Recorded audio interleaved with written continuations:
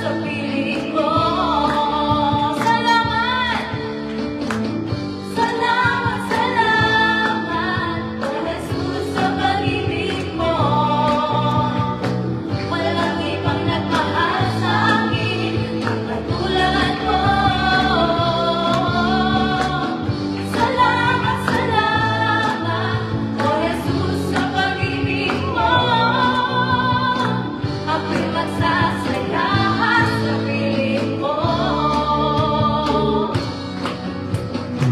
Ako'y magsasaya sa piling mo. Ako'y magsasaya sa piling mo. Yes, O Lord, salamat sa inyo, Lord God. Kami po'y nagagalak, Lord God, sa patuloy mo na ibinibigay sa amin pagmamahal, Panginoon. Ang iyong pag-ibig ay walang kahit sino man ang makakapantay sa inyo, O Panginoon. Napakabuti mo at ikaw lang ang nag-iisang karapat-dapat sa lahat, Panginoon Lord God. Nandito kami, Panginoon Lord God. Nagpapakumbaba, Panginoon Lord God, para ibigay para sa inyo lamang, Panginoon Lord God. Salamat sa inyo, Panginoon.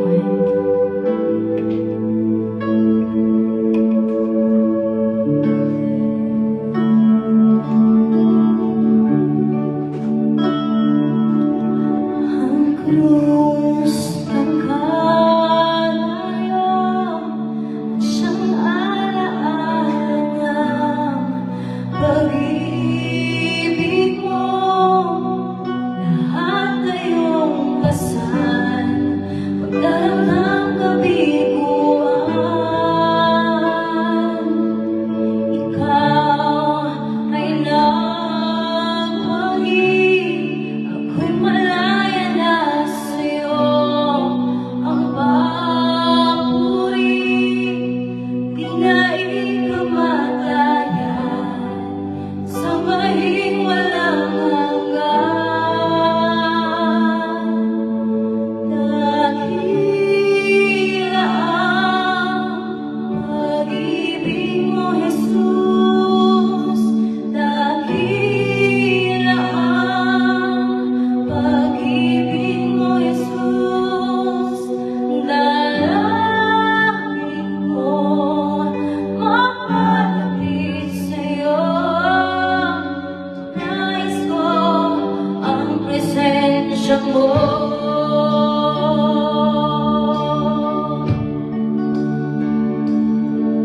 Ang krus ng Kalbaryo, siyang alaala ng pag-ibig mo. Lahat ay iyong pasan, pagdarang ng kabiguan. Ikaw ay nagwagi, ako'y malaya na sa'yo. Ang papuri, di na ikamatayan, sa mahing walang hanggan. Dakila ang pag-ibig mo, Jesus. Dakila ang pag-ibig mo, Jesus. Dalangin ko mapalapit sa'yo. Nais ko ang presensya. Dakila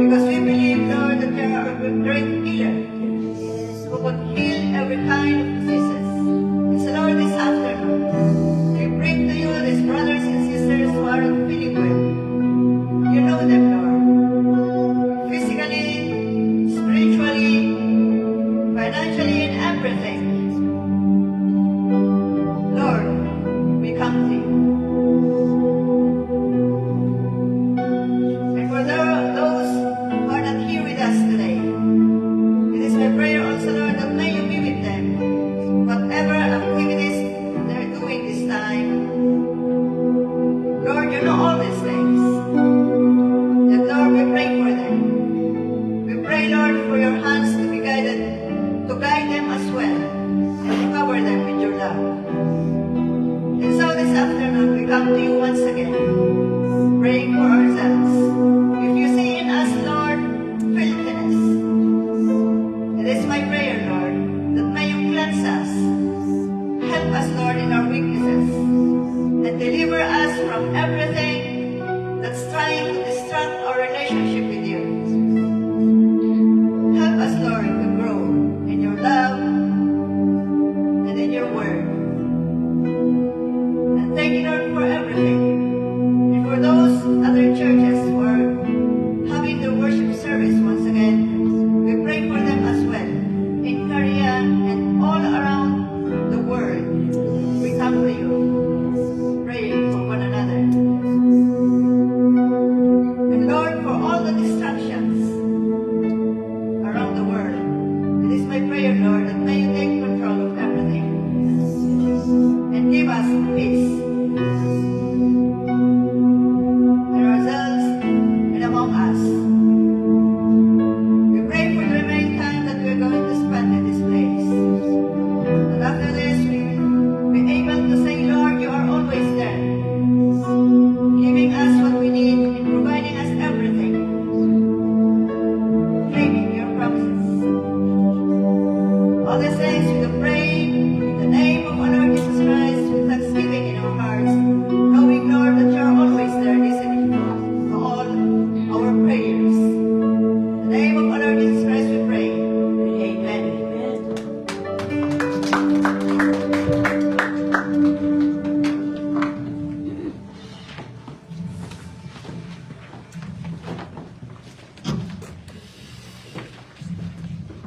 Manatili po tayo nakatayo at basahin ko ang banal na salita mula sa mga awit chapter 19 verse 1 to 17.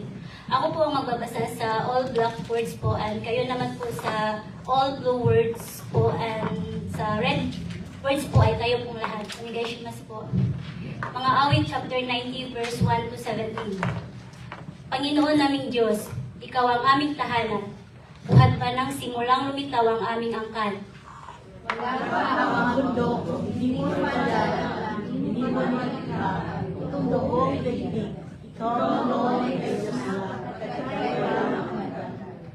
Yaong taong nilikha mo'y bumabalik sa alabok. Sa lupa ay nagbabalik kapag iyong inuutos. Ang sanibong mga tao ay harap sa araw, sa matabang Panginoon, sa isa't matalamang, sa saglit sa magdamag na ito ay gumaraan. Mga tao'y pumapanaw na parang mong minawalis, parang damo sa umagang tumutubo sa panaginip. Parang labong tumutubo, nagkagay na bulaklak, kung kumamili na lalakad, bulaklak ay nalalagas. Sa tindi ng iyong galit, para kaming nauupos. Sa simbuyo ng galit mo'y lubos kaming natatakot. Aming mga kasalanan sa sala mo hinahayag, mga sala naming dilim ay kita mo sa liwanag. Sa kamay mo'y nagwawakas itong hiram naming buhay. Parang bulong lamang ito na basta lang dumaraan. Buhay namin umabaw sa pagpupuntaw ng siksatan, minsan na may malungkot kung kami malakas. Ngunit buhay namin ay pinunan sa tira, pumapanaw pagkatapos ito sa maliwanag. At hindi ng iyong galit, sino kaya ang tatarog? Sino kaya ang susukat niyong ibubugang takot? Dahil itong buhay namin may ilang na panahon, nagtalim sa isip namin upang kami ay lumulog. Hanggang kailan pa ba, Yahweh, ang ganitong kalagayan? Parang awa mo na, mga lingkod mo'y iyong tulungan. Kung umaray palamay iyong wagas na pag-ibig, at sa buong buhay namin galak ang aming awit. At ang aming kahirapan, palitan mo ng ginhawa. Singhaba rin ang panahon ang ipalit na ligaya. Ipakita sa likod mo ang tagila mong gawain, at sa sunod namin dahil pagkama ay bumibig. Lahat tayo, Panginoon naming Diyos, kami sana'y pagpalain. Magtagumpay nawa kami sa aming anumang aming gawin. Magtagumpay nawa kami. Ito po ang banal na salita. Mari na po tayo magsiupo lahat.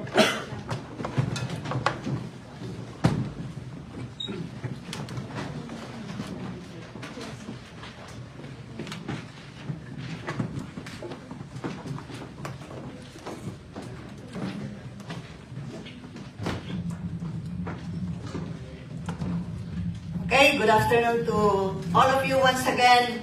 We are here, and I'm so happy to see all of you here today. And talagang maganda yung palipat-lipat, ano. So by next week we'll be in Korea, and now we are happy that we are here with you once again sa May. So, salamat sa nabasa kanina ni Sister Sandra. So, ang mensahe ng Panginoon is iikot po dito sa passage na ito. But before we go further, shall we pray? Our Heavenly Father, thank you, Lord, for your word. Thank you, Lord, for reminding us once again of your love. Thank you for reminding us once again what you have done before and what you are doing now. That because of all these things, we recognize, Lord, that you are our God, our supreme God. And at this moment, we ask your Holy Spirit to open our minds, open our hearts, Lord, to thy message this afternoon. That whatever message you're going to speak to us, it is my prayer, Lord, that we'll be able to understand. We'll be able, Lord, to do it, to follow it, whatever your command is. And thank you, Lord, for everything. And so as we go along, I do pray, Lord, that may your Holy Spirit speak to all of us. Through your messenger, may your word come out. And may we become blessing to one another. All these things we do pray in the name of our Lord Jesus Christ. Amen.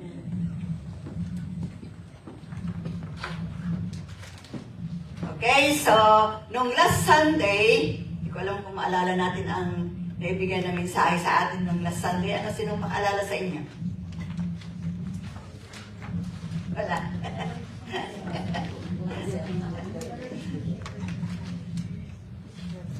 The Lord is my shepherd. No. Okay, so we are going to deal today. Okay, we are still on the book of Psalm. And ngayong hapon na ito, doon pa rin tayo sa libro ng Salmo. So itong libro ng itong Psalm ngayon na nabasa sa ating ngayong hapon na ito is yung tungkol sa panalangin. Panalangin ng isang lingkod ng Diyos. Okay? So Psalm 91 to 17. Ito, kung mababasa natin, alam ko na may doon sa ibabaw ng passage na yan, may nakasulat diyan na panalangin ni Moses. Okay? So, alam ko na kilala natin si Moses. Sino si Moses? Sino si Moses? The prayer of Moses. Ito ang intindihin natin ngayon, itong panalangin na ito.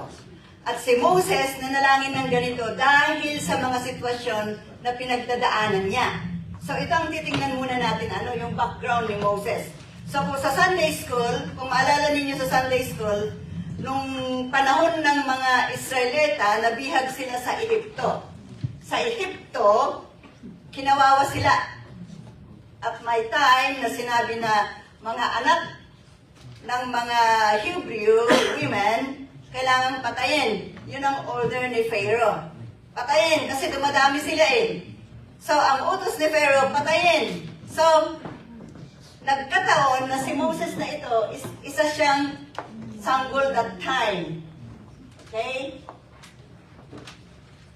So, the question for today is, how was the prayer of Moses? So, before we go further, ito. Malala natin na si Moses, itinago ng kanyang ina doon sa Nile River. Kasi lahat na patayin. Kataon, pinanganak siya sa time na yon. So, itinago siya sa Nile River at pinagbantay ang kanyang ate, si Miriam. So, dito, nung nakatago siya doon, nagkataon na naliko ang anak ng Pharaoh. Nakita. Nagandahan sa bata na yon. Imbis na patayin, ang ginawa, inampon. So, from rags to riches. So, naging anak siya ng Pharaoh, imbis na anak ng ordinaryo Hebrew. So, lumaki siya sa palasyo. Pero sa paglagi niya sa palasyo, hindi niya nakalimutan kung saan siya galing. Hindi niya nakalimutan kung sino talaga siya. So alam niya, kilala niya, na siya ay isang anak ng Hebreo or Israelita. So may time, bago nito, naglakbay si Moses. One time naglakbay siya, nakakita siya ng nag-aaway na Hebreo at saka Ehipto. Ang ginawa, pinatay yung Ehipto. Pinatay yung Ehipto. Kasi ang kanyang kinampihan, yung dugo niya. So, pinatay niya. Nilibing niya yung Ehipto na pinatay. Kinabukasan ulit, naglakad siya. May nakita siya na nag-aaway ulit. Naman, hindi na Ehipto at saka Hebreo. Hebreo plus Hebreo versus Hebreo. Eh, tinanong, ba't ka nag-aaway? Nakita siya, may nakakita pala sa kanyang ginawa. O, sabi nila, ikaw yung pumatay sa Egyptian guy. So, natakot. Kasi kung maisumbong yon sa palasyo, sa Pharaoh, siguradong papatayin siya. So, he got out of Egypt, he went somewhere else, wherein he found a place na kumupkup sa kanya. And there, may kumupkup sa kanya, tinulungan niya yung mga magkakapatid. Along the way, tinulungan niya yung mga magkakapatid na nakita niya habang siya ay umalis ng Ehipto. Nakita niya itong mga magkakapatid na ito, tinulungan siya. At yung naman tatay, inangkin siya. So, ibigay yung isang anak sa kanya, nagiging shepherd. While he was tending the sheep, habang binabantayan yung mga tupa, nakakita siya ng kahoy. May apoy, pero hindi nasusunog. Siyempre, kahit ikaw man, nakakita ka ng isang kahoy, nasusunog, pero hindi, may apoy. Lumalagablab na apoy, pero hindi naman nasusunog. Siyempre, lumapit siya. Nung lumapit siya, lumabas ang buses. Huwag kang lumapit pa. Kasi this is a holy place. Now, ang Panginoon nagpag-usap sa kanya. Ito ang pagtawag sa kanya na siya ang gagamitin ng Panginoon para pumunta sa Egypt, ilabas ang nasasabing chosen nation of God na ang nakabihag sila sa Ehipto. Okay, so nakita ng Panginoon ang kahirapan ng kanyang piniling nasyon. Okay, so tinawag si Moses, sabi niya, punta ka doon, Moses. Ilabas mo ang aking mga anak sa Ehipto. Okay, ito yung pagtawag sa kanya. So, maraming nangyari doon na mga drama. Kung titingnan natin ang Biblia natin, narration ng Biblia natin, maraming nangyari bago sila napadpad dito sa Red Sea. So, dito, gusto nilang tumawid, hindi sila makatawid. So, ang sabi ng Panginoon, you get a staff, tungkol. Ganyan mo sa tubig, maghihiwalay yan. Naghiwalay nga. Nakalakad sila, papunta sa kabila. Hinabol naman, drama eh. Hinabol naman ng mga Egyptian. Pero nang pagkahabol ng mga Egyptian, kasama si Pharaoh dito, nalunod yung mga Egyptian. Sila, nakarating sila sa kabila. Okay, so si Moses naging leader ng mga Israelita. Inilabas niya sila sa Ehipto. Naglakbay sila sa disyerto. Okay, sa paglalakbay sa disyerto, umangal itong mga Israelita.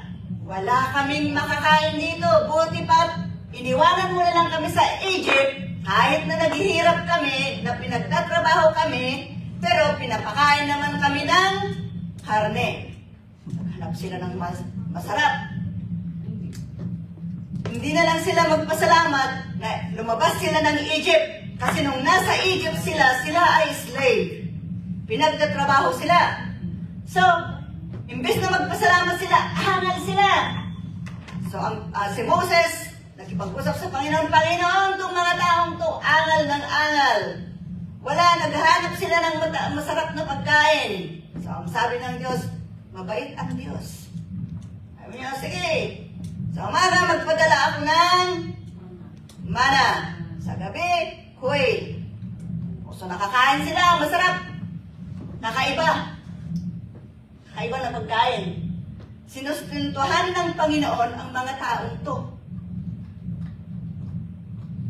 Pagkatapos noon, nabanggit kanina ni Brother Angelo, umakyat si Moses kasi tinawag ng Diyos sa Mount Sinai. Kinuha ang Ten Commandments. Pagpaba niya, nakita niya itong mga Israelite, gumawa sila ng ribulto at doon, hey, happy sila. Gawa sila ng ribulto. Nagalit si Moses, pinaton niya yung ibinigay ng Diyos na tableta sa kanya na doon nakasulat ang Ten Commandments. Basa.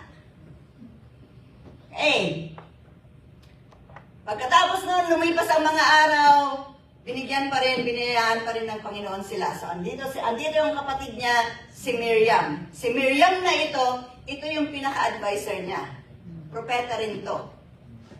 Then, mayroon din siyang kapatid, si Aaron, ang pangalan. Nung tinawag si Moses, hindi siya magaling magsalita, pautal-utal. So, sabi ng Diyos, andiyan kapatid mo, tutulungan ka na magsalita. Kasi takot siya, pautal-utal na magsalita eh. Ngayon, so may kapatid siyang dalawa. Si Miriam, na siya yung nagbantay sa kanya nung baby pa siya, at si Aaron, na kapatid niya na naging pari ng Israelites. Dito. Habang sa paglalakbay nila sa disyerto, itong mga Israelita, imbis na magpasalamat ang gagawin nila, angal sila ng angal. Marami silang angal. Napunta sila sa isang disyerto, walang tubig. Anong ginawa ng mga Israelita? Inaway na naman si Moses. Sabi nila, ikaw Moses, dinala mo kami dito. Tingnan mo, wala kaming mainom. Walang wine. Walang juice. No wine. Walang tubig. Ni tubig, wala. So sabi na naman ni Moses, Panginoon, itong mga tao na to, pagod na ako sa kanila. Angal sila ng angal. Wala daw mainom. So sabi ng Diyos sa kanya. Now at this point, dalawa ang nakasulat dyan na point. Ang isa, sabi sa Exodus, ang nakasulat diyan, sabi ng Diyos sa kanya, Jose, kunin mo yung tungkod na ginamit mo na panghati ng Nile River, pumunta kayo sa isang lugar na may malaking bato. I don't know, I forgot the name of the place. Never mind the place, but doon, just strike the rock and water will come out. Sabi naman sa Numbers, iba rin. Sabi niya, go to this place and you will find a rock. Just speak to the rock. Kausapin mo yung bato, lalabas ang tubig. Now, there are two interpretations of that. Ngayon, angal ng angal yung mga Ehipto, ang mga Israelita. So, ang ginawa ni Moses, sige, dinala niya yung mga kasamahan niya sa church board. Yung sa grupo noon, hindi pa church board, yung grupo niya noon, yung mga ibang leaders, kasama niya sila. Pumunta sila sa isang lugar na may malaking bato, sa rock. Doon sa Exodus, ang nakasulat lang dyan is strike 1. Doon sa Numbers, ang nakasulat dyan is talk. Which is which? We don't know. But ang ginawa ni Moses, ang ginawa niya sa galit niya, siyempre ikaw ba naman stress ka? Isa kang, sabihin na natin, pangulo or leader sa isang bansa. Pagkatapos angal pa sila ng angal, nawalan siya ng control sa sarili. Angal sila ng angal eh. Wala kayong utang na loob. Wala man lang kayong pasasalamat. Ang ginawa niya, kinuha niya yung tungkod na yon at hinampas niya yung bato 2 beses. Nakasulat yan sa Numbers chapter 20 kung basahin nyo. Lumabas ang tubig. Pero hindi niya sinunod yung salita ng Diyos na iganyan mo lang. Hindi mo kailangan hampasin ng dalawa. Galit niya sa mga Israelita. Hinampas niya 2 beses yung bato. Imbes na sabi ng Panginoon, you can just touch, strike. Maybe light strike. And then, talk. If we try to combine the two. Pero ang ginawa niya, kayong mga Israelita, wala kayong pasasalamat, wala kayong hiya. Hinampas niya 2 beses. Lumabas nga ang tubig, pero nagalit ang Diyos sa kanya. Kasi hindi niya ipinakita ang kakayahan ng Diyos na hindi mo kailangang hampasin. Pakita mo lang na talagang may pananampalataya ka sa Diyos at doon gagalaw ang Diyos.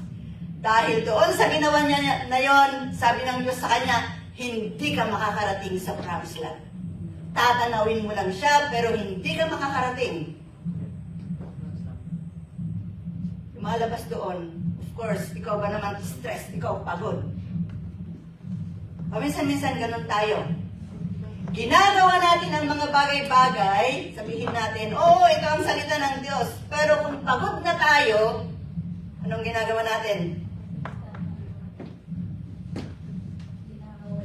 Nawawalan ng pasensya, nakakagawa ng mga bagay-bagay na hindi ayon sa kagustuhan ng Diyos.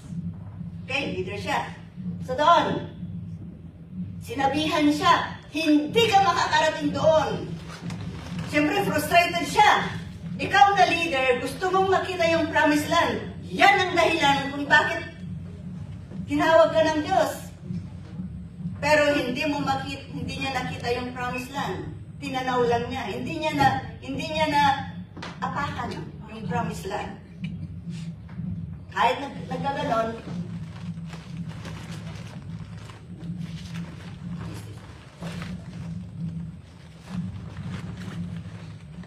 yan.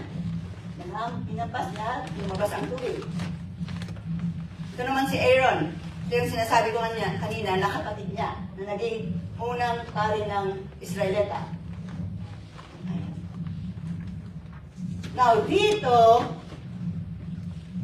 kung babasahin natin yung prayer niya,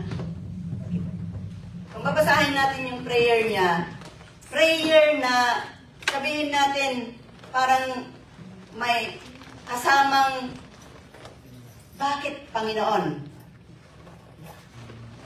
Dahil after yung mga pangyayari, hindi lang yung sa tubig, may time pa na inaway siya ng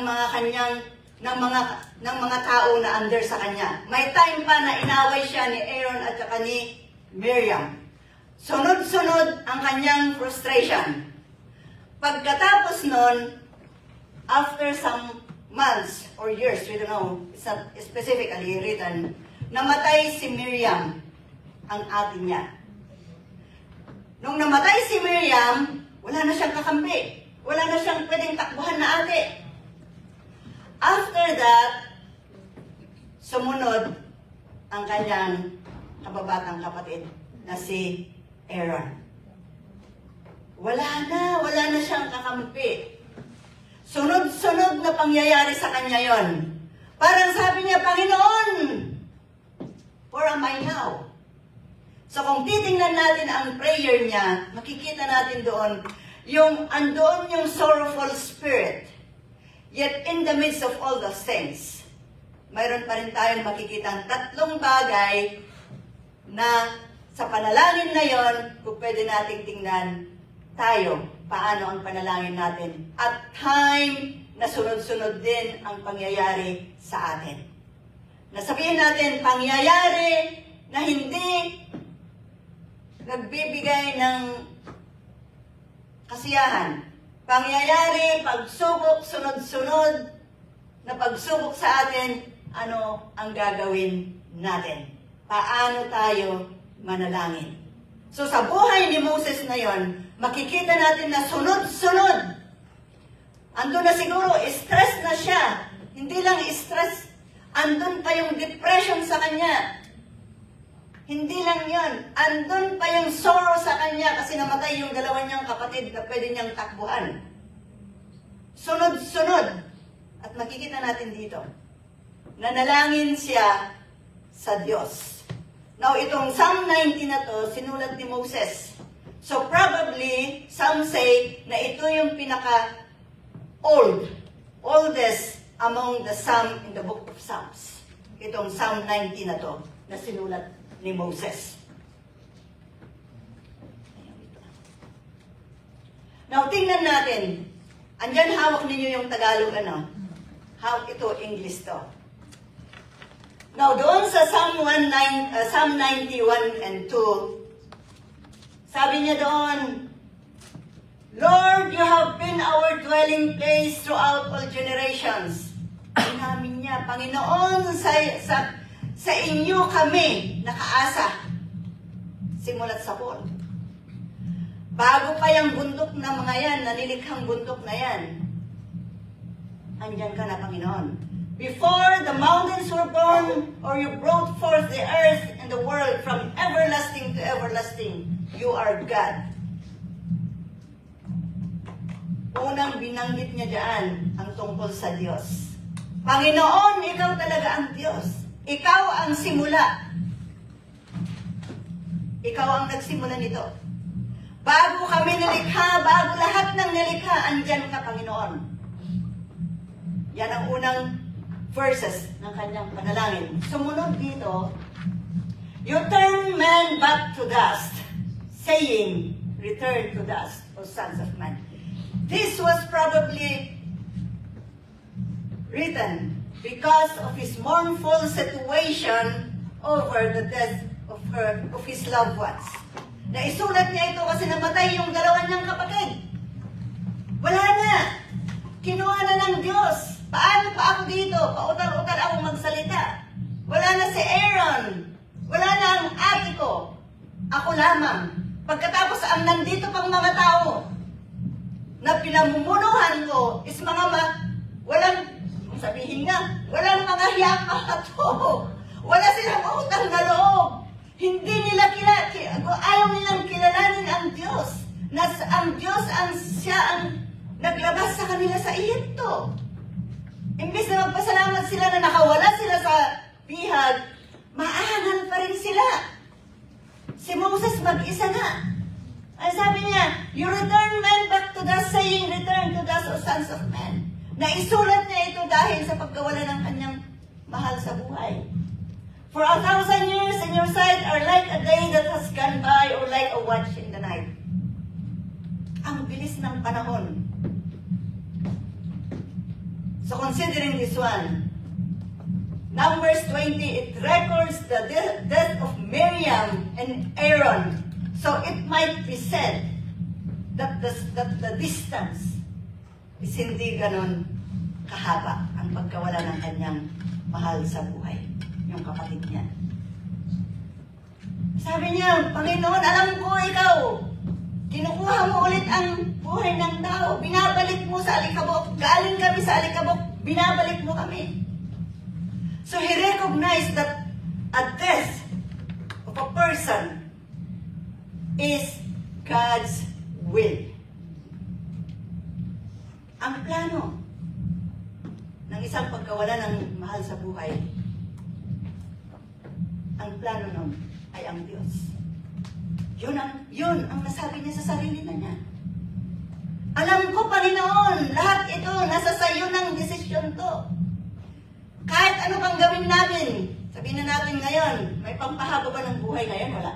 Pampaikli ang meron, ano? Meron. Wala nang pampahaba ang ginagawa ng mga tao ngayon. Imbis na magpasalamat sila sa Panginoon, sabihin na natin, 70 years or 80 years, pinapaiksi pa nila yon. Paano? Paano natin pinapaiksi ang buhay natin? Mga bagay-bagay na hindi nakakabuti, stress, alak, kung ano dyan, pagkain, problema. Pero si Moses sabi niya, alam ko, Panginoon, ikaw ng lahat. Namatay ang kapatid ko, alam ko, plano mo ito, Panginoon. Maiksi lang ang kanilang pagsasama na magkapatid. Of course, ngayon, sabihin natin, kung nakasama mo ang kapatid mo for 7 years, medyo mahaba na yan. But during the time of Moses, maiksi yan. Because during the time of Moses, they can live as long as 100 years and above.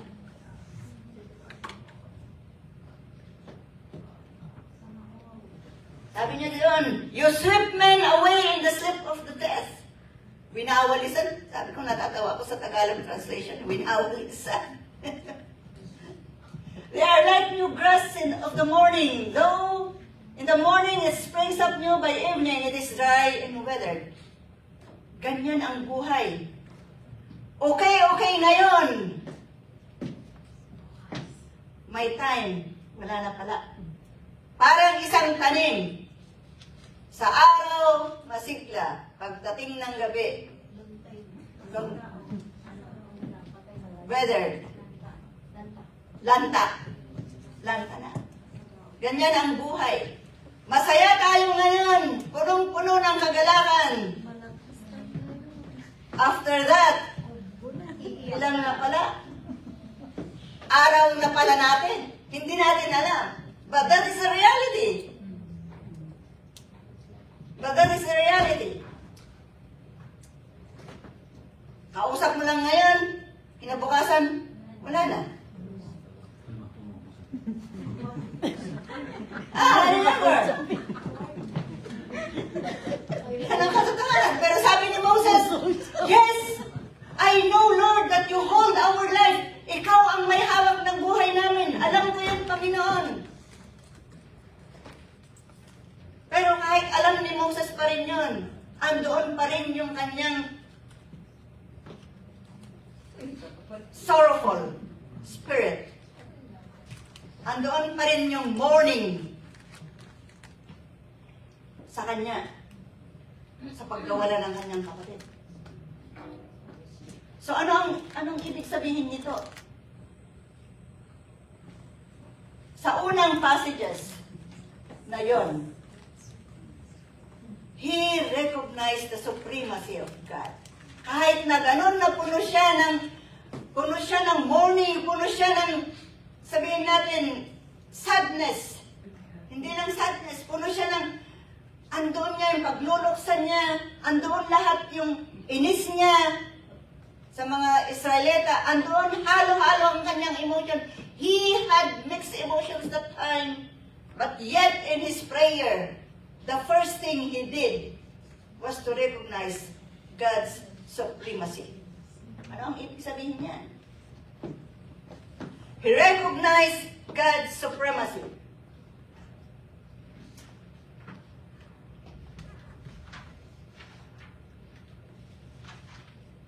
So makikita natin dyan na kinilala pa rin niya ang kapangyarihan ng Diyos. Na lahat ng nangyari sa kanya, sa kanyang pamumuno sa Israelita, andoon ang kapangyarihan ng Diyos. Hindi siya iniwan ng Diyos. Kahit na ganun ang nangyari sa kanya. So he believed that in the midst of sorrowful situations, in the midst of conditions that weren't good enough, he still recognized the supremacy of God. Kinilala pa rin niya ang kapangyarihan ng Diyos. Yun ang unang content ng kanyang prayer. Although you take us back, I still believe this is your plan, Lord. So there was the recognition of God's supremacy. Walang ibang may control sa lahat. And nakita niya kung gaano gumalaw ang Panginoon. Imagine dividing the Nile River. Imagine dropping manna from heaven and quail, birds flying to be eaten by the Israelites. Water coming out from the rock and everything. Nangyari ang mga ganon Kasi alam niya na ang Panginoon lamang ang nakakagawa nun. So in his prayer, he recognized the supremacy of God. Yes, Lord, you are the supreme God. Wala nang iba, kundi ikaw lang, Panginoon.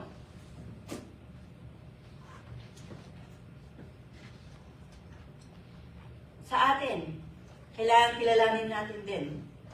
Ang sabi ng Panginoon, I am the Alpha and Omega, the beginning and the end, the first and the last.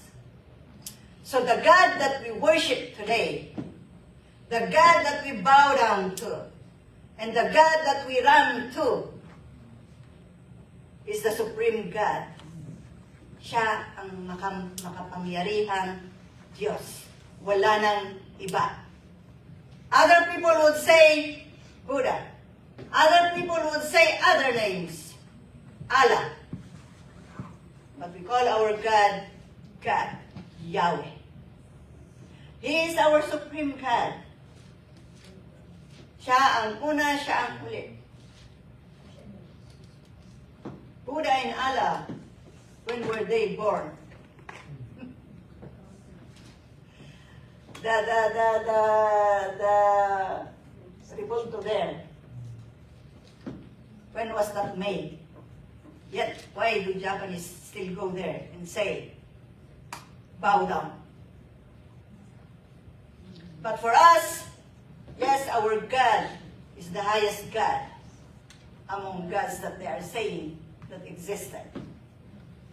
So let's not forget, I am the Alpha and the Omega, the beginning and the end. Yan ang banggit ng Panginoon. Sinimulan ko, tatapusin ko. So He created the heavens and the earth and everything in it, and time comes when He's going to end everything. Sabi ng iba, ang nangyayari sa Iran, ngayon, is a sign. I don't know if it's really true that even Trump is trying to preach to his cabinet that that the coming of the Lord Jesus Christ is near. You see? We don't know. But the first thing that we have to do there is to recognize na ang Diyos natin, siya lang ang Diyos na pwede nating takbuhan. Wala nang iba. Wala nang iba. Maraming mga problema na dinadanas natin ngayon. Pero iisa lang ang pwedeng makatulong sa atin. Ang Panginoon na siya ang pwedeng magbigay sa atin ng comfort. Because He promised that. Kaya ganun din si Moses. Nung tinawag siya, sabi ng Diyos sa kanya, hindi kita iiwanan. So, habang dumadaan siya sa kahirapan din ng kanyang leadership, hindi niya iniwanan ang Diyos. Kasi alam niya ang Diyos, hindi siya iiwanan. So let's try to remember this, that our God is the beginning and the end. No matter what happens, frustrations may come. Every situation may come. But let's not forget that the God we serve is the real God. And is going to end everything by the coming of the Lord Jesus Christ, the second time. Let's move further sa kanyang prayer. Psalm 97-9. We are consumed by your anger and terrified by your indignation. You have set our iniquities before you, our secret sins in the light of your presence. All our days pass away under your wrath. We finish our years with a moan. Natapos ang araw. Di ba ganun tayo palagi? Lalo na kung pagod tayo. Totoo nga. Tapos na naman ang isang araw. Bukas na naman. And God knows everything that we are doing. Nothing is kept secret. He knows everything. So alam niya kung nagagalak tayo sa araw na yon. Alam niya kung satisfied tayo sa araw na yon o hindi. But everything, sabi nga niya dito, we finish our years with a Ay, naku, narating ko ang... Hindi, ilang taon ka na, Sister Alma? Narating ko ang ganung taon. Di ba? Salamat, Diyos, kasama pa rin ang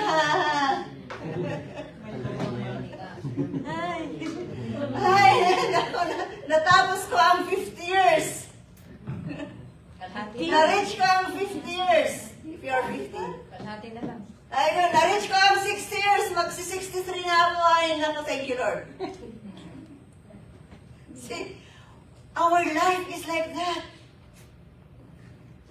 Si Moses, alam ko si Moses dun. Sa kanyang leadership, sa kahirapan ng kanyang leadership ngayon na maraming atsikotsa ang batikos sa kanya. Walang matino sa mga kanyang mga tauhan. If you read Numbers, basahin natin ang Numbers, the book of Numbers, makikita natin doon na parang si Marcos ngayon, atsikotsa ang batikos. Gumagawa na nga siya ayon sa Panginoon. Batikos dito, batikos doon. Eh sabi ko, dito nang galing yung batikos-batikos na yun. Hanggang ngayon may batikos-batikos. And it's not only in the government, but also in the church. If we are not careful, may paminsan-minsan nakatingin tayo sa pastor natin, sabi natin, ano ba na yung pastor na yan? Sana naman lumabas ng kanyang bahay, mag-evangelize naman. Sana naman, ganito si Ate Ted, puro mga angal, puro, gawin mo to, gawin mo yan. Nanggaling pala yan. Kay Moses, ganun din noon. Batikos dito, batikos noon. So alam ko ang buhay niya siguro, we'll just imagine, after one day, sabi niya, Lord, thank you for this day. I finished this day. Ay, salamat. But there's still yet yung salamat sa kanya. Natapos ko itong araw ko na to. See? Galit ang Panginoon sa mga Israelita. There were times na may yung mga nagwawilga kay Moses, anong ginawa niya? Sabi niya kay Moses, umalis kayo dyan sa teritoryo nila. Umalis na yung mga Israelita sa teritoryo ng mga nagwawilga. Sabi ng Diyos, tingnan po ang gagawin ng mga yan. Anong ginawa ng Panginoon? Binuksan niya ang lupa. Nilibing sila, buhay. Lahat, angkan. Basahin natin ang Numbers. Minsan-minsan sabi natin, ganun pala ang Diyos noon. Pag hindi nasiyahan ang Diyos, parusa ka agad. Buti pa ngayon, sabihin natin grasya. Pero wag nating, as I've said the last time in Korea, don't take for granted the grace of God. Because before, angal pa rin sila ng angal, hindi lang ganun ang nangyari. Angal pa rin sila ng angal. Nagalit ang Diyos, anong ginawa? Nagpadala siya ng mga ahas. Pinagkakagat yung mga taong angal ng angal. Sumabayin, pati yung mga hindi umaangal. Nasabit. Umaangal ulit sila sa Diyos. Kay Moses, pupunta na naman sila ulit. Moses, anong gagawin mo na ngayon? Kausapin mo ang Diyos. Damay-damay. Kinausap ko naman ng Diyos. Kinausap ko naman ni Moses ang Diyos. Sabi ng Diyos, sige, gawin mo ito. Gumawa ka ng ahas ng bronze na ahas. At doon kung sinong titingin dyan, mawawala yung kagat ng ahas. See? May ahas na bronze kain. Maangal silang noon. Buti pa ngayon, sino yung umaangal ngayon?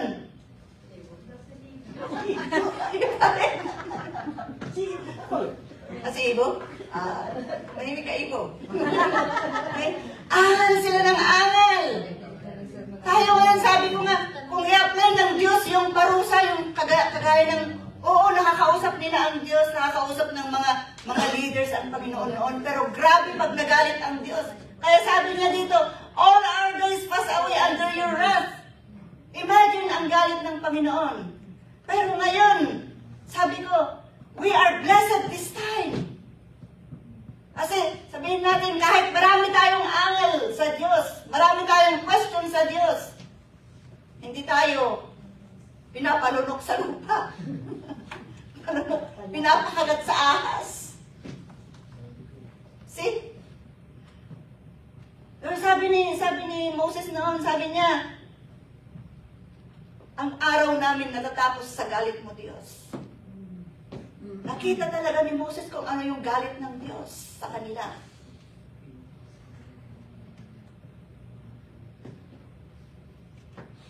Verse 10, the length of our days is 70 years, or 80, if we have the strength. Yet their span is but trouble and sorrow, for they quickly pass, and we fly away. Ito na. Sinasabi niya doon, ang haba ng buhay namin ay kung hindi lang 80, 70. Pero si Moses, namatay siya at the age of 120. Pero yung kapatid niyang dalawa, I think they didn't reach that age. So sabi niya doon, ganun ang haba ng buhay namin, pero puno siya ng sorrow. Puno siya ng trouble, pighati. Puno siya ng mga problema. May time masasabi natin yan sa Panginoon, Panginoon, ilang taon na ako?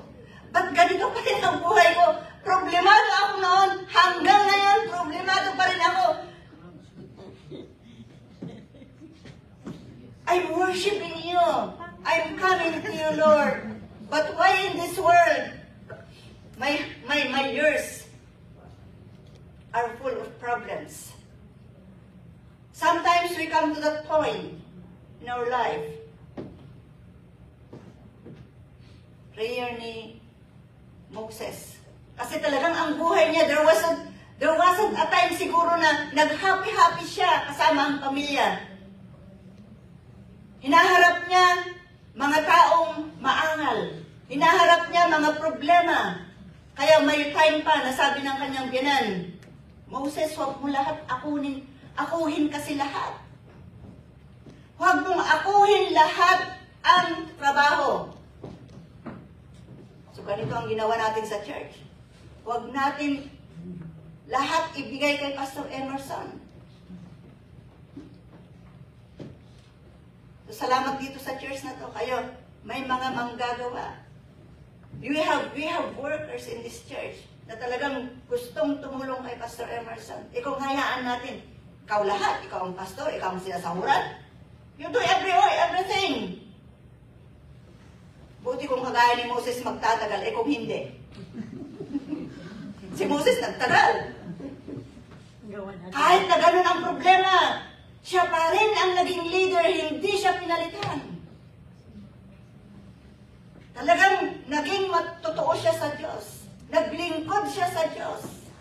Kahit may mga ganito siyang sinasabi na isulat, pero andun pa rin yung patuloy niyang paglilingkod sa Diyos.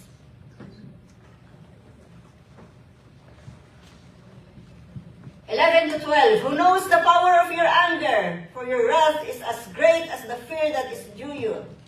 Teach us to number our days aright, that we may gain a heart of wisdom. Sabi niya, alam ko, Panginoon, ang iyong galit, pero turuan mo kami na ang buhay namin, bigyan namin ng worth. Bigyan namin ng, what is worth in Tagalog? Bigyan namin ng kahalagahan. Bigyang halaga ang buhay. Ngayon, ang ginagawa natin sa buhay natin, ano? Paano natin bigyan ng halaga ang ating buhay? Happy go lucky? Drink and merry? Work, work, work? Work, work, work? From Monday through Saturday, work! See?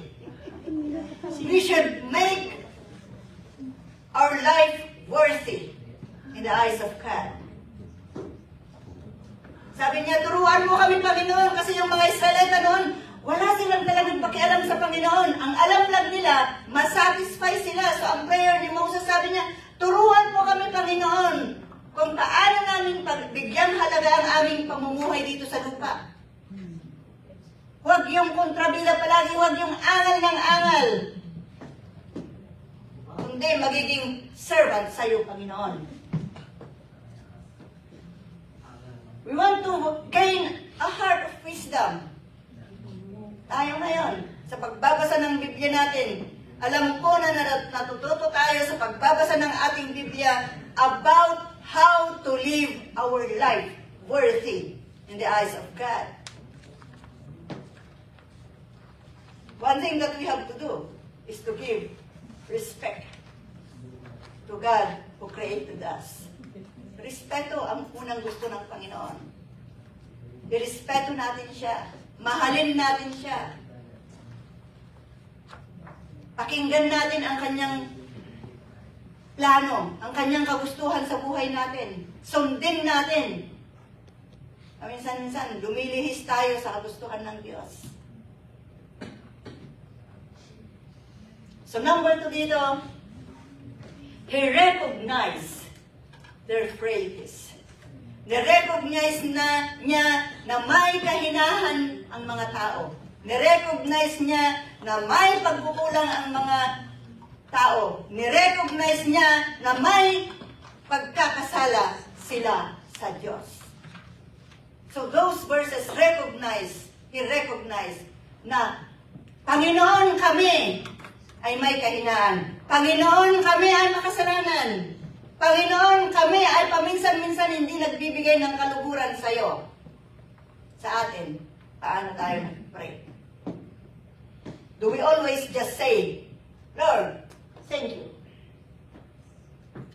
Pag may problema tayo, Lord, what's wrong with this? Lord, why is this happening to me? Lord, why did you allow this to happen to me? Pero si Moses,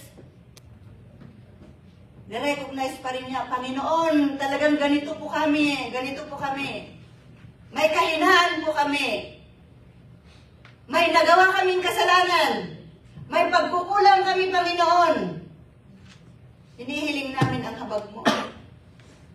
Ang pangatlo dito, nirecognize niya ang kanilang kakulangan. Ang pangatlo dito, yun ang maganda. Tingnan natin yung pangatlo. But before that, sabi niya sa Proverbs 28:13, whoever conceals their sins does not prosper, but the one who confesses and announces them finds mercy. Moses did not try to run away, did not hide from God. Pinakita pa rin niya, nag-humble siya sa Panginoon, O Panginoon, makasalanan kami. Panginoon, marami kaming pagkukulang. Itong mga tinawag mong nasyon, maraming pagkukulang sa iyo. Hindi siya nagtago sa Panginoon. Hindi siya nagsabi sa Panginoon, ayaw ko na. Pero andun pa rin, tumakbo siya sa Panginoon. Wala siyang tinago. Ni kasalanan, wala siyang tinago. Kasalanan ng mga Ehipto, binulgar niya. Nakita niya ang result. Sa pangatlo doon sa prayer niya is ito. 13 to 14. Relent, O Lord, how long will it be?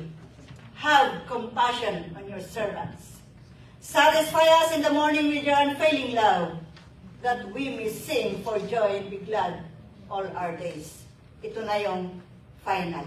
Hiniling niya ang habag ng Diyos.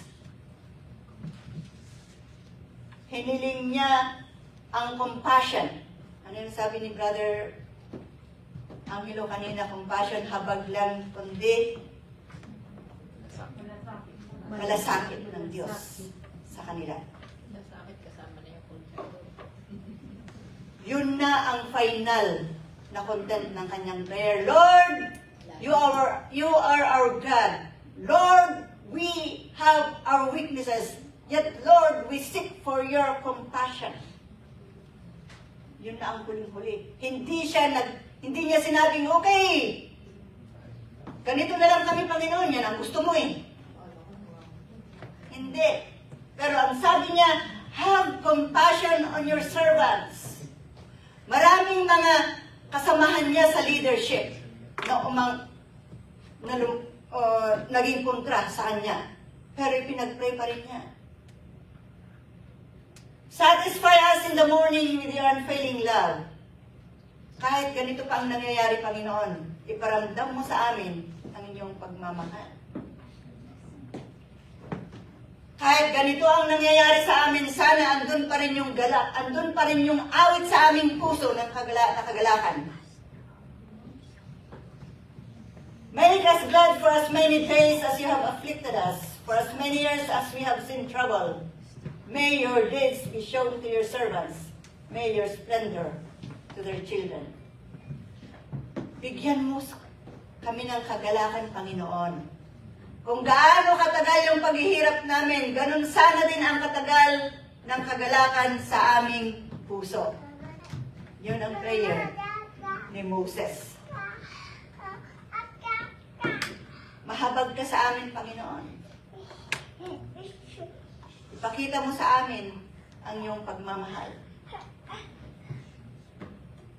That is how Moses prayed. At the end of his prayer, he prayed for compassion. At the end of his prayer, he said, may your deeds be shown to your servants, your splendor to their children. At the end of his prayer, may your name be glorified. Kung ano yung ginawa mo noon, Panginoon, pakita mo sa mga anak mo. Saan yan? Nakasulat para makita natin kung ano yung ginawa ng Diyos. Mahal tayo ng Diyos. Although hindi natin nararamdaman o napagdadaanan yung napagdaanan ng mga Israelita noon about sa galit ng Diyos.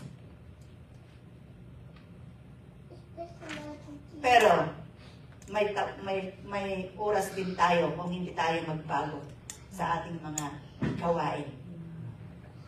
If God punished the people before, we do have our share of it. If we do not change and we do not repent and we do not seek God's compassion over us. Yes, there are weaknesses. Sabi nga, we have frailties. May pagkukulang tayo, may kahinaan tayo, marami.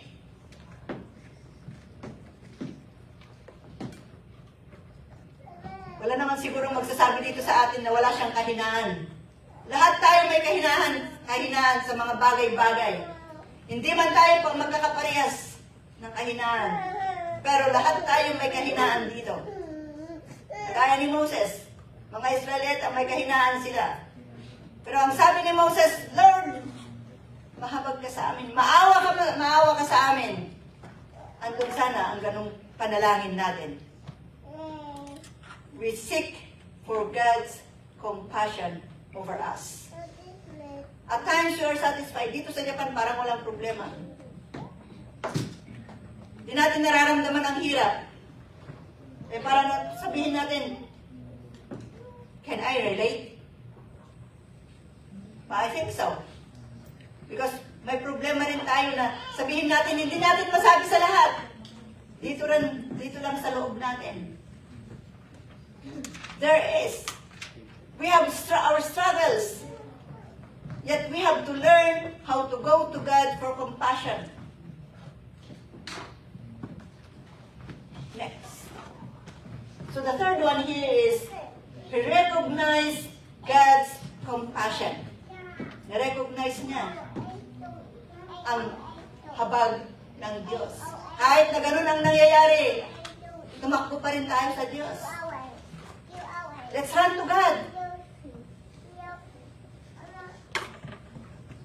Here in Japan, sa Pilipinas, tumaas ang presyo ng gasolina. Dito sa Japan, tumaas din ha. Pero apektado kayo? Hindi. That's how God is great to us here in Japan. But there are times, at some point in our life, we do have struggles na hindi halata dito sa Japan. But I hope during those times, alam natin na lumapit sa Panginoon, seeking for His compassion over us. In our weaknesses, sa kahinaan natin, we should know how to seek God. So we recognize God's compassion. Huwag natin kalimutan ang verse rin na ito. Psalm 116, verse 5. 116, verse 5. The Lord is gracious and righteous. Our God is full of compassion. Ang Panginoon natin, mahabagin. Huwag natin kalimutan yan. Kaya pwede tayong tumakbo sa Kanya anytime. We will just give to Him our prayer request, and there God will answer us. As long as we are sincere in following Him. God has a plan.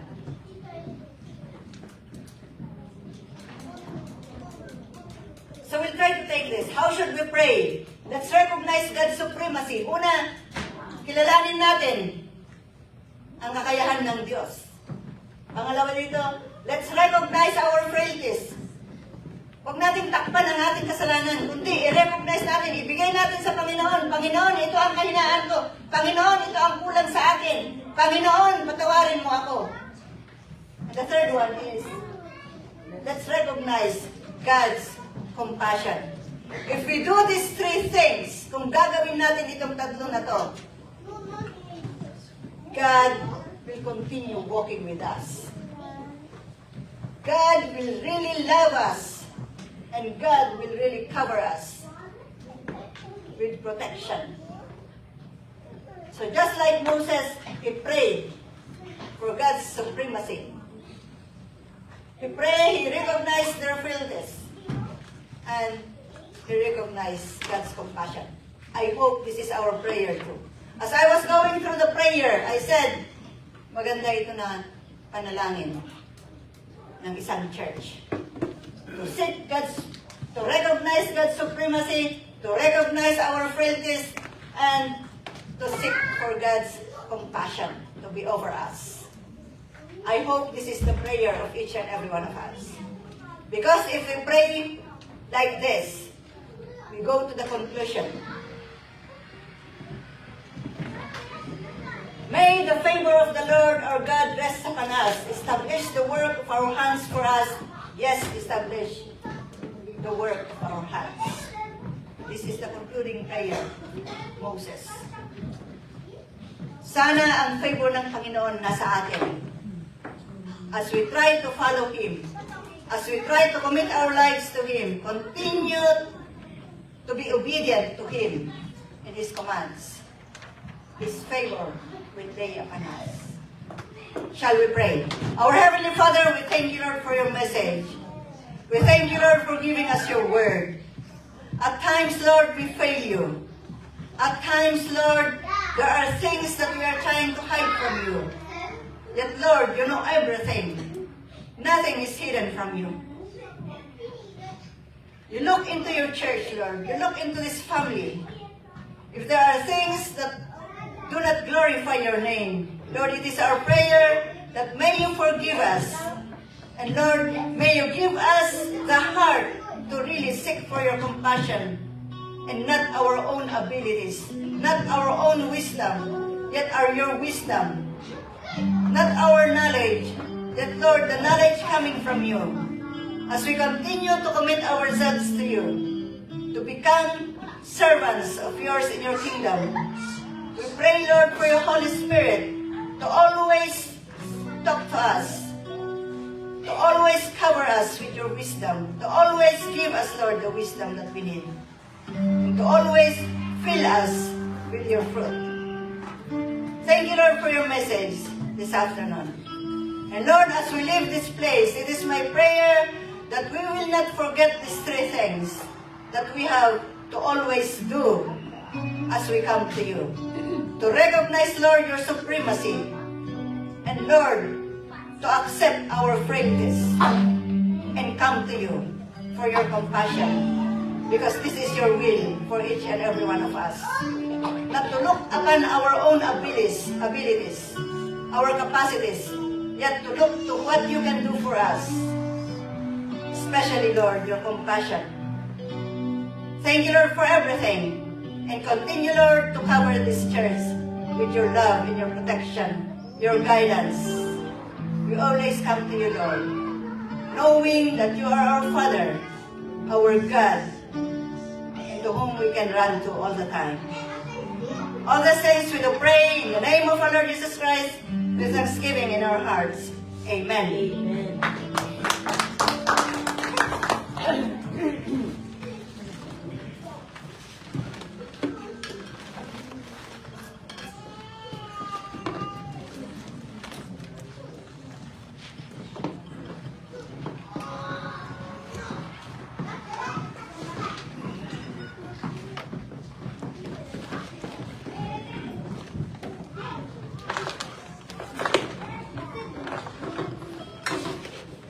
Let's open the Bible po sa Nehemiah chapter 10, verse 35 to 37. Okay na po. Ito po ang nasasaad. Taon-taon ay dadalhin din namin sa templo ni Yahweh ang unang ani ng bukirin at ang unang bunga ng mga punong kahoy. Dadalhin din namin sa mga pari na maglilingkod sa templo ang mga panganay naming anak na lalaki upang ilaan sa paglilingkod ng Diyos. Gayon din ang panganay na anak na baka at tupa at kambing para naman ihandog ayon sa itinakda ng kautusan. Magdadala rin kami taon-taon ng minsanang harina mula sa unang ani ng trigo at iba pa naming mga handog na alak, langis, olibo at lahat ng uri ng bungang kahoy. Magbibigay rin kami sa mga Levita ng ika-10 bahagi ng mga inani sa aming bukirin. Ang mga Levitang ito ang maglilikom ng mga ika-10 bahagi at magdadala ng mga ito sa templo. Ito po ang salita ng Diyos. Tinatawagan ko po si Sister Lerma at Sister Alice po.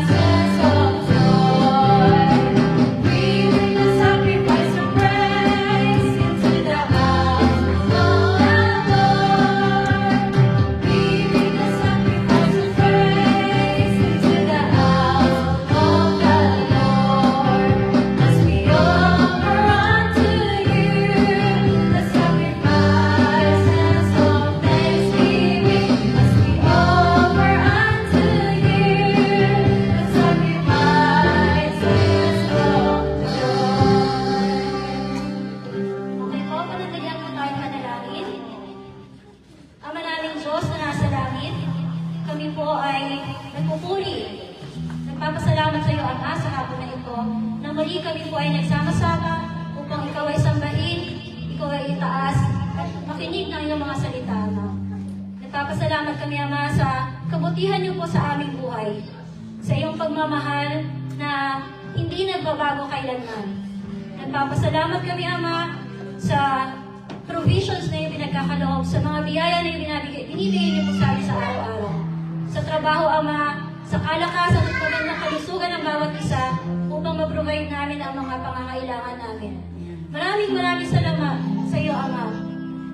Ama, dahil po doon, ina-offer po namin sa inyo itong tithe offering po na ito na may kagalakan po at kagalakan po sa aming puso. Nawa, Lord, na i-bless niyo ito, Lord. Tulungan niyo po kami at gabayan niyo po. At ganun din po, bigyan niyo po kami ng wisdom na magamit namin ito. Tulungan niyo po kami na magamit ito na ayon sa iyong kalooban, Ama. Muli, nagpupuri kami, nagpapasalamat sa inyo. Ang lahat ng ito ay tinataas namin sa pangalan ng Anak ni Jesus, O Lord. Amen. Amen.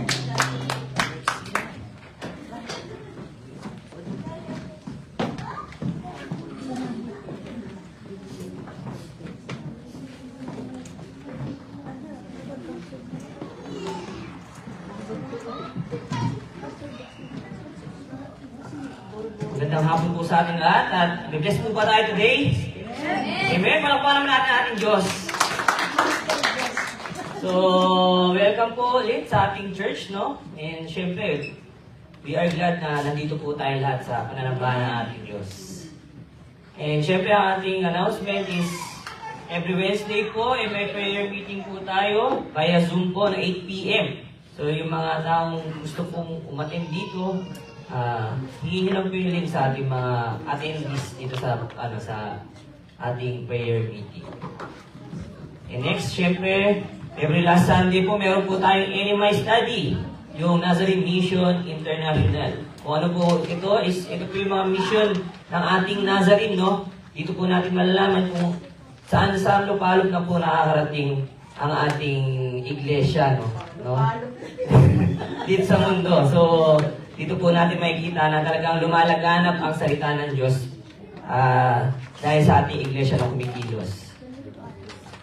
And syempre, meron po, ang ICF po ay welcome po ang mga congregation na kung sino pong gusto or nasa puso na nila na talagang family niya ang tingin dito sa church is welcome po ang lahat na magpa-member. No? So kung gusto niyo pong magpa-member is kausapin niyo lang po yung ating mga pastors or yung ating mga church board. No? And syempre, meron po tayong ICF Fellowship. Kung dati po is discipleship para lang po sa mga member, ngayon po is open na po ito para kahit hindi po member. So, ito po ang mga schedule, no? Para po sa young adult, sa edad 20 years old to 45 years old. Ito po ay every first Saturday, 2 p.m. Ang location po nito is sa lugar po namin sa Okiazama, no? So kung gusto nyo pong umatin, kung nasa edad 20 to 45 years old, kontakin nyo lang po ang ating si Pastor Emerson or ating mga pastor para dito. So maganda po ito, no? So ini-invite po ang lahat na umatin dito. And syempre meron din po tayo para sa ICF Nagoya Adults naman. So, ang edad naman dito is 45 to 80 to 70 to 80. So, edad 45 pataas, no? Sa pataas. So, nasa edad po ganyan. So, hindi, sabi kasi ni Moses, di ba, 70 to 80. So, yun po. Same time din po, ang place din po nito sa Danchi po sa Okiazama. Meron din po tayo na, ito naman po is Nagoya and Korea Teens. Ito po yung ginanap kahapon, no? Kahapon to, ginanap po kahapon, so may mga tao naman po may mga teens naman po na na-invite. So salamat sa Panginoon kasi ginawa itong para ma-reach out din natin yung mga bata sa labas, no? So, edad naman nito is nasa 12 to 19 years old. So, kung may mga kilala kayo or mga kapatid, pamangkin, nasa edad na ganyan, is welcome po na umattend dito. So, every third Saturday, so ginanap po yung first fellowship ng mga teens kahapon. And ito naman po, kung malapit po kayo sa Korea, all members po, wala pong edad. Kahit nasa 90, ang edad nito is 20 to 70 to 80 years old. So, lahat po, no? So, kung malapit po kayo sa Korea, ito po ang lugar nito is tentative po, no? So, bali for announce na lang po yung location nito. Pero, ito po ay 1:30 p.m. So, lahat po ng nasa Nagoya is 2 p.m. po nag-umpisa. Yung sa Korea lang po is 1:30. So, masaya po to. Na tayo, nabibless na tayo sa salita ng Diyos, di ba? Nabibless din tayo sa fellowship sa ating kapatiran, no? So, lahat po is invited dito. And syempre, kung may interesado po magpa-Bible study sa kanilang bahay, kontakin nyo lang po yung ating mga pastor. And syempre, yung ginawa kanina ng mga teens, kung meron po tayong adult Sunday School, meron din po tayong Teen Sunday School. And yun, syempre yung kaninang ginawa ni Brother Angelo, no? Yung Adult Sunday School, yung about sa True Church po, no? Yan po ay every Sunday, no? Pero lang po yung last Sunday, no? Before po to ng praise, ng worship service. So, start po nito is 2 p.m. So, kung may mga prayer request po kayo, nandiyan po ang box ni Tita Ampi. So, hingi lang po kayo ng papel and pagpipray po kayo ng prayer warriors after this service po. So, yan. Para po sa Korea, ang service po natin next week is sa Korea International Plaza po, no? So, same time is 2 p.m. And para naman po sa Nagoya, same place din po, no? Dito pa rin po sa Shimura, pero second floor po ba o third floor? Second floor. So, same place po, no? Next week. And para po sa ating mga events, no? This April, kung gusto niyo po umattend dito sa 7 last word ng ating Panginoong Jesucristo bago siya talagang mamatay, no? Ini-invite po ang lahat through Zoom po ito, no? So, start po nito is 8 p.m. No? So kung gusto po nyong umattend dito, hingin nyo lang po yung link sa ating mga attendees. And syempre yung ating Resurrection Sunday, April 5 po ito, same place, Shawa Simura. Yan. Yan po ang ating, and para po sa ating birthday today. Happy birthday to you. Happy birthday just to you. Happy birthday, happy birthday. We love happy birthday. Oh! Sakto! Happy birthday to you. Happy birthday just to you. Happy birthday, happy birthday. We So yun. Happy birthday po sa lahat na may birthday. So magsitawin na po tayo lahat para sa closing song po.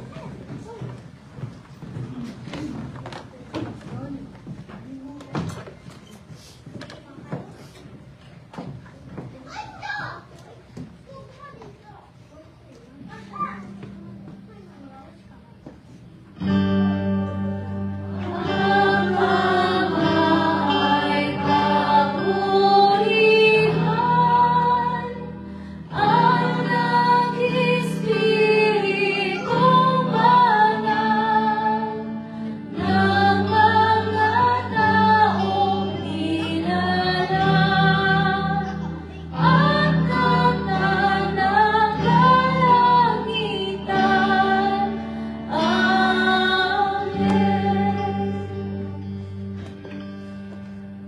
Manalangin tayo.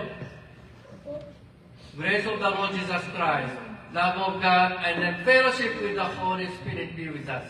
In the name of Jesus, we pray. Amen. God bless you. See you next day.